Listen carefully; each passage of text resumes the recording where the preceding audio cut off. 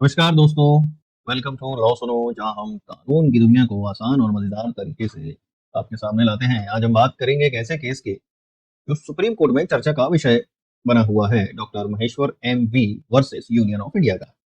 यह केस है सरोगेसी के अधिकार का, जिसमें एक तलाकशुदा पुरुष ने सवाल उठाया है कि अगर महिलाएं सरोगेसी के माध्यम से मां बन सकती हैं तो पुरुषों को यह हक क्यों नहीं। लेकिन रुकिए, पहले यह समझना जरूरी है कि आखिर ये सरोगेसी होती क्या है और इस केस में क्या मसला है। आइए शुरू से सब कुछ समझते हैं। अगर आपको कानून की ऐसी रोचक कहानियां पसंद हैं तो अभी लाइक बटन दबाएं, चैनल को सब्सक्राइब करें, घंटी का बटन दबाना ना भूलें। चलिए शुरू करते हैं। दोस्तों, सबसे पहले बात करते हैं सरोगेसी की। सरोगेसी एक ऐसी प्रक्रिया है जिसमें एक महिला किसी और के बच्चे को जन्म देती है। मान लीजिए कोई दंपत्ति है जो किन्हीं कारणवश स्वास्थ्य कारणों से बच्चा पैदा नहीं कर सकता। वे किसी दूसरी महिला से अनुरोध करते हैं कि वह उनके लिए बच्चे को अपनी कोख में पाले और जन्म दे। इस प्रक्रिया को सरोगेसी कहते हैं। इसमें जो महिला बच्चे को जन्म देती है उसे सरोगेट मदर कहते हैं, और जो लोग बच्चे के माता पिता बनना चाहते हैं उन्हें इंटेंडेड पेरेंट कहते हैं। उदाहरण के लिए सोचिए कि रमेश और उसकी पत्नी बच्चा चाहते हैं, लेकिन डॉक्टर ने बताया कि वे खुद बच्चा पैदा किन्हीं कारणों से नहीं कर सकते।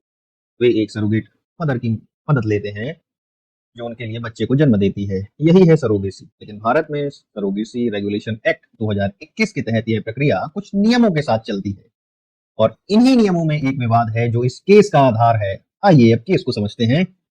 इस केस में एक 45 साल के तलाकशुदा पुरुष डॉक्टर महेश्वर एम वी ने सुप्रीम कोर्ट में याचिका दायर की है। उनकी मांग है कि सरोगेसी रेगुलेशन एक्ट 2021 का जो सेक्शन 21 सब क्लॉज एस असंवैधानिक घोषित किया जाए। अब यह सेक्शन 21S क्या कहता है?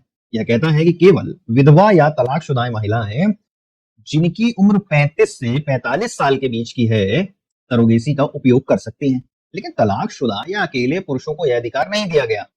डॉक्टर महेश्वर का सवाल है, यह कैसा कानून है जो पुरुषों को पिता बनने का हक नहीं देता? अगर एक तलाकशुदा महिला सरोगेट मदर की मदद से मां बन सकती है तो एक तलाकशुदा पुरुष क्यों नहीं? यह सवाल सिर्फ व्यक्तिगत नहीं है बल्कि कानून और सामाजिक दृष्टि से भी बहुत बड़ा है। आइए इस याचिका के तर्कों को विस्तार से समझते हैं। याचिकाकर्ता ने कहा है कि यह कानून संविधान के अनुच्छेद 14, 15, 21 का उल्लंघन करता है। इन तीनों को एक एक करके समझते हैं और साथ में जो भी तकनीकी शब्द हैं उनको भी स्पष्ट करते हैं। अनुच्छेद 14 कानून के सामने समानता की बात करता है। ये भारत में हर व्यक्ति को कानून के सामने समान अधिकार मिलना चाहिए, ऐसी बात करता है। यानी कानून को सबके साथ एक जैसा व्यवहार करना चाहिए। याचिका में कहा गया है कि जब तलाकशुदा महिलाओं को सरोगेसी का हक मिल सकता है तो तलाकशुदा पुरुषों को क्यों नहीं? यह भेदभाव क्यों? याचिकाकर्ता का कहना है कि यह मैनिफेस्ट आर्बिट्रीनेस है। अब यह मैनिफेस्ट आर्बिट्रेरीनेस क्या है? इसका मतलब है ऐसा भेदभाव जो बिना किसी तार्किक या उचित कारण के किया जाए। जैसे अगर स्कूल में केवल लड़कियों को पुरस्कार दिया जाए और लड़कों को नहीं, बिना किसी वजह के, तो यह मैनिफेस्ट आर्बिट्रीनेस होगी। याचिकाकर्ता ने Naira Bano versus union of India case का उदाहरण दिया, जिसमें सुप्रीम कोर्ट ने कहा था कि कोई भी कानून जो बिना वजह भेदभाव करता है वह असंवैधानिक है। अब आप बताएं, क्या यह कानून पुरुषों के साथ नाइंसाफी नहीं करता? आप समझे आर्टिकल 15 क्या कहता है? आर्टिकल 15 कहता है लिंग, जाति, धर्म या किसी भी आधार पर भेदभाव नहीं होना चाहिए। याचिका में तर्क है कि सरोगेसी का हक केवल महिलाओं को, शादीशुदा जोड़ों को देना और अकेले पुरुषों को इससे वंचित करना लिंग के आधार पर भेदभाव ही तो है। यह कानून पुरानी सोच को बढ़ावा देता है कि बच्चे को पालना केवल महिलाओं का काम है। इस सोच को याचिका में पैट्रियार्कल माइंडसेट कहा गया। पैट्रियार्कल माइंडसेट का मतलब है वह सोच जो पुरुषों को महिलाओं से ऊपर मानती है और कुछ कामों को सिर्फ महिलाओं से जोड़ती है। लेकिन क्या आज के समय में यह सोच सही है? क्या एक पुरुष उतना ही अच्छा अभिभावक नहीं हो सकता जितनी एक महिला? आप क्या सोचते हैं? आर्टिकल 21 की बात करें, जीवन और व्यक्तिगत स्वतंत्रता का अधिकार। आर्टिकल 21 में प्राइवेसी और पर्सनल ऑटोनॉमी का अधिकार शामिल है। याचिका में कहा गया है कि बच्चे पैदा करने का फैसला हर व्यक्ति का निजी अधिकार है। इसे रिप्रोडक्टिव ऑटोनॉमी कहते हैं। रिप्रोडक्टिव ऑटोनॉमी का मतलब है हर व्यक्ति को यह चुनने का हक है कि वह बच्चा पैदा करना चाहता है या नहीं, वो कैसे।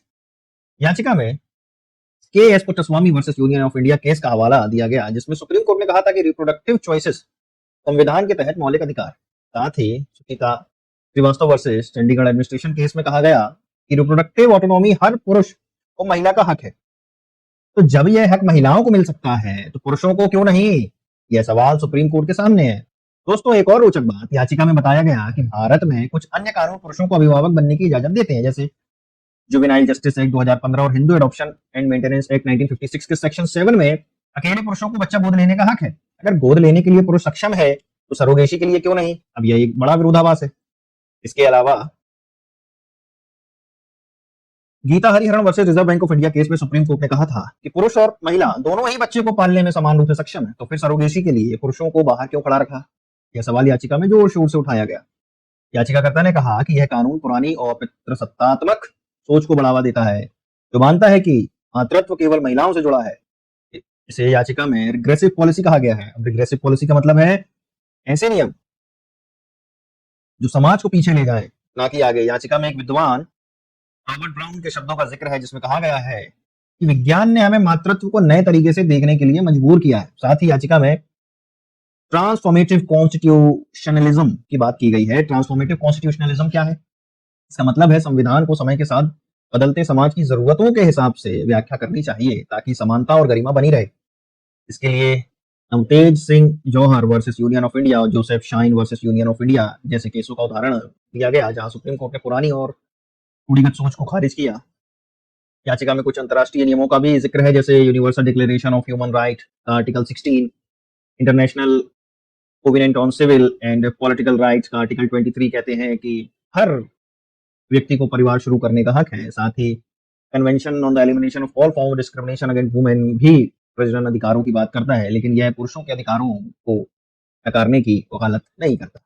याचिकाकर्ता ने सुप्रीम कोर्ट से निम्नलिखित मांगे की है। सेक्शन 21S को असंवैधानिक घोषित किया जाए, क्योंकि यह आर्टिकल 14 और 21 का उल्लंघन करता है।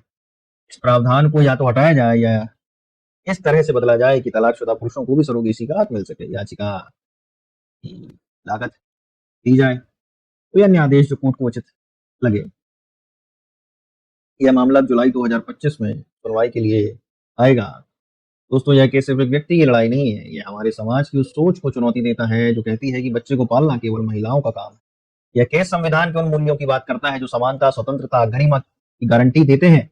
अगर सुप्रीम कोर्ट इस याचिका के पक्ष में फैसला देता है तो यह पुरुषों के लिए भी सरोगेसी के दरवाजे खोल सकता है।